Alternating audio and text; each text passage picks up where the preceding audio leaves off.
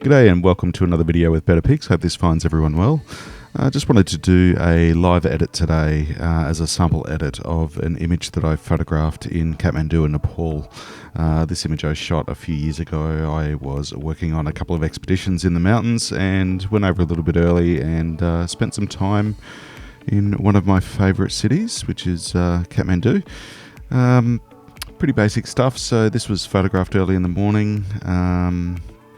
Just out on the streets of Kathmandu, and it was a gentleman on a bike sort of riding away. There's a bit of activity surrounding him, obviously daily life in the city. There's always lots going on, but yeah, I really love this sort of backlit subject, which I do photograph quite a bit, because it gives a result that I really enjoy and I find really pleasing. So yeah, it's a fairly popular image for me to photograph. It's something I really enjoy, which is great. All right, here we go. So you can see we've just imported the image into Adobe Camera Raw. Haven't made any changes yet at all. The first thing I'm going to do is I actually want to give this crop or give this image a crop that's the normal aspect ratio of widescreen film, so which is 16:9 or 9:16 in this case. So yeah, I've just if you just select your crop tool and right click, you'll see all the aspect ratio options there, and all I'm going to do is click and drag on that crop tool, and I'm going to weight it a little bit more towards the top. Obviously there's far more in the frame at the top here that I enjoy rather than just the road at the bottom. I mean, while the road does certainly add to the story of this place, there's still plenty of the road in the frame to help tell that story. So I don't think that that foreground section of the road is really necessary to be included. So yeah, just if we head back to the zoom tool, you'll see that it will execute that crop, and I'm much happier with that framing. Now, you can see that there's some leading lines in this frame. Obviously with the road, it directs the viewer sort of into the central part of the image, which is obviously the gentleman on the bike. The gentleman on the bike is fairly central to the frame, but I think for this image it works. It does certainly all point to him as the subject matter of the image, which is exactly what I wanted it to do. So yeah, pretty happy with that. So what I'm going to do initially is I'm going to just apply a little bit of contrast, a little bit of slightly brighter exposure. I really want to make sure that I preserve all of the highlights and the shadows, because I want to have all of that detail there. So I've just increased the shadows just a little bit, and I'm going to increase those a little bit more. You can see that up towards the top central part of the frame, there's kind of a meeting point between the brighter parts of the image and the darker parts of the image. So what that tells me is I'm going to employ a little bit of selective lightening and darkening within the frame so that I can maintain I guess good dynamic range between those highlights and shadows. I want to selectively apply some brightening to the shadow areas so that I'm not sort of affecting this part of the image. Alright, so I'm going to add a little bit of vibrance and saturation, not a huge amount. Of course, what is a huge amount? I mean, that's obviously dependent on who you are and what you do.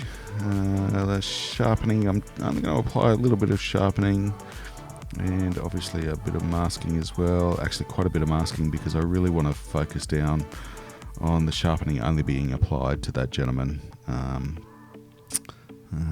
just in the central part of the image there. Remove chromatic aberration, that's something I normally tick, but obviously with this camera I have it set within camera. This is a Fuji X-T2, I've had it for a few years. It's a great little walk around camera. I wouldn't say it's the be all and end all of cameras, but no camera really is. But it's great for travel, and it's great for shooting stock, because it's light and easy to always have with you, and it shoots really good quality video as well, so it kind of kills two birds with one stone. And yeah, great little camera. All right, and that's pretty much all I need. So now that's the overall adjustments to the image that I've applied. If we just have a look at the two, it's not a huge amount. You can see I've just pulled back the highlights a little bit, or the midtones there, to make sure we retain detail. Lifted up the shadows a tiny bit, and I haven't changed the white balance as yet, but I will be. All right, so I'm just going to go over to our adjustment brush. I'm going to center off all of those temperature and tint settings and clarity. Just going to make sure they're all back to 0, all back to where they start. And I'm just going to do a little bit of increase in shadow area exposure, just because I want to make sure that I'm pulling out these shadow areas, because there is some interesting stuff going on. There's daily life, which I think is always fascinating whenever I'm shooting street images. All right, let's go back to our default page and again have a look at both versions. You can see the changes that I've made so far are really subtle, but it's just taking control of the exposure and the framing of the image, heading towards that final result that I'm after. So yeah, subtle changes so far. But knowing and understanding not only the image, but understanding and having an idea of what result I want to have for a final piece, that's what helps. Helps to shape the approach that I'm taking. All right. Up to color temperature, I'm just going to increase that color temperature ever so slightly. And I'm also going to just increase that contrast a tiny bit, up to +14. Now I'm not going to push the color temperature too much. If we just go back to as shot, you can see I'm not pushing it too far. As I mentioned, as it stands, I'm happy with this image where it is. There's a couple little further adjustments that I'm going to make. For example, if I zoom in, I'm just finding this a little bit distracting in the distance, this sign that's up here, because it is a little bit bright. So I'm just going to make a adjustment brush. I'm going to drop the highlights and I'm going to drop the exposure a little bit. I'm just going to pull that back just a little bit because it's a little bit distracting. In fact, this whole area I'm just going to pull, probably not so much at any one time.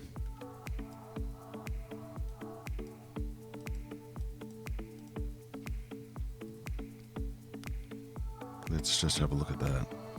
Much better. So that just helps again to bring that focus into the gentleman on the bike in the center of the frame. All right. Now I'm going to apply a new adjustment. I'm going to get rid of those highlight and shadow adjustments, and I'm just going to do a little bit of increase in exposure, slight increase in size. I'm just going to increase the brightness of this gentleman. And you can see as I do this, I'm not just doing it around him specifically. I'm doing it working with the image and the natural lighting that falls within the image. And the reason that I'm doing that is I don't want to end up with a highlight specifically around him, or I don't want him to look unnatural within the scene. I want there to be a natural sort of increase in brightness around him. But what I'm going to then do is just further decrease my highlights, which will decrease that exposure on the road. And you can see what that's done is it's increased his exposure specifically, naturally increased the exposure around that area that I've applied that adjustment, but I've then dropped the highlights a little bit further to pull back that road a tiny bit. But obviously his increase in exposure is still affected, and you can see there that it's worked perfectly. You can see in the original image on the left, he's quite dark, and I've just on the right, you can see there it's increased that brightness, but it looks natural, which I think for me is the most important thing. Again, We're not talking about huge edits here, we're talking about slight adjustments. Alright, so we're going to go back to our adjustment brush, and what we're going to do is we're going to zero out all of those adjustments that we've previously done so they don't affect the image.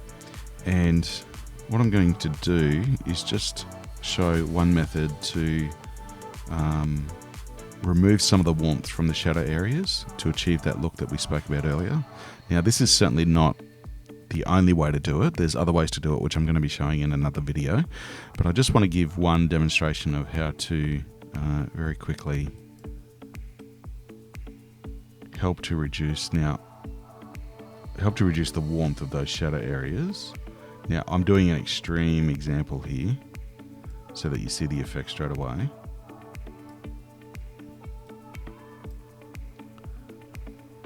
But what I want to do is then bring it back.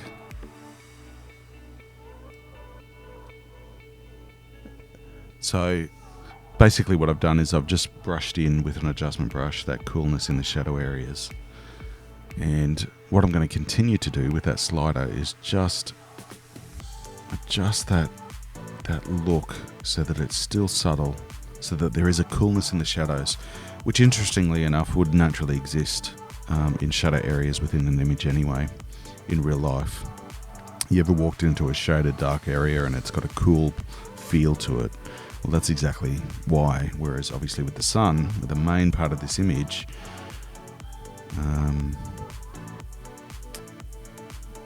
you get a much greater warmth. So I'm just going to sit it at around -12 there for a second. Now I'm going to apply a new adjustment brush, and what I'm going to do is just slightly increase the warmth of the central part of that image. And I'm going to overlap it just a tiny bit, because in a real situation where that shadow meets that sunshine, it's not going to be a clear, defined, cooler color temperature in the shadow area. It's going to bleed. It's going to cross over. There's going to be reflection from the street into those shadow areas. So I just want to make it as subtle as possible. Excellent. All right, let's go back to our default landing page, and let's have a look at both versions.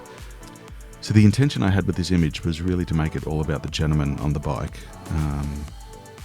He's obviously the strongest subject, and it's very much a daily life sort of image of him riding up the street, through the streets of Kathmandu.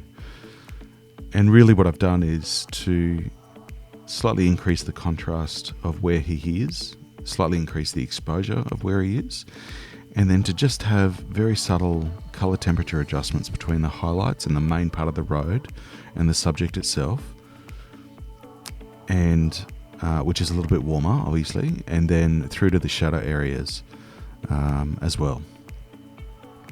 So with those shadow areas being a little bit cooler. What that all does is it just helps to continue that focus onto the gentleman on the bike in the central part of the frame. Now, I've mentioned on several other videos, and I'm going to mention it again, that generally with edits, I'll sit with them for a day or two and I'll come back to them, because I just want to look at them and really absorb what I've done and make sure that I'm happy with them. Now, just sitting with this image in the time that you've seen me, I'm just going to decrease that exposure just a little bit. I know I went to +10, but I'm actually bringing it back to -10. And the reason I want to do that is I just want to give it a little bit more of a gritty look. A little bit more of a look of what it's like to be on the streets of Kathmandu. I'm also going to just increase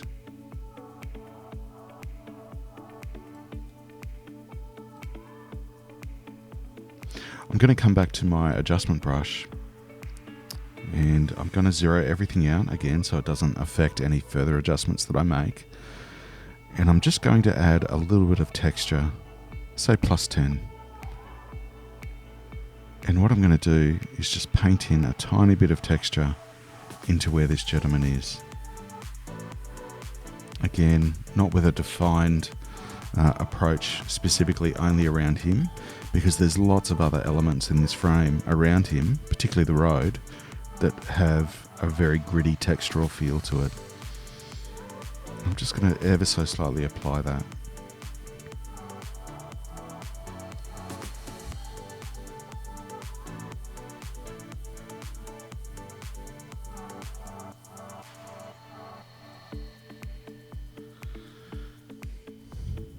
Now, there's definitely, as with any image editing platform, software or approach, there's many options that you can go for in your process.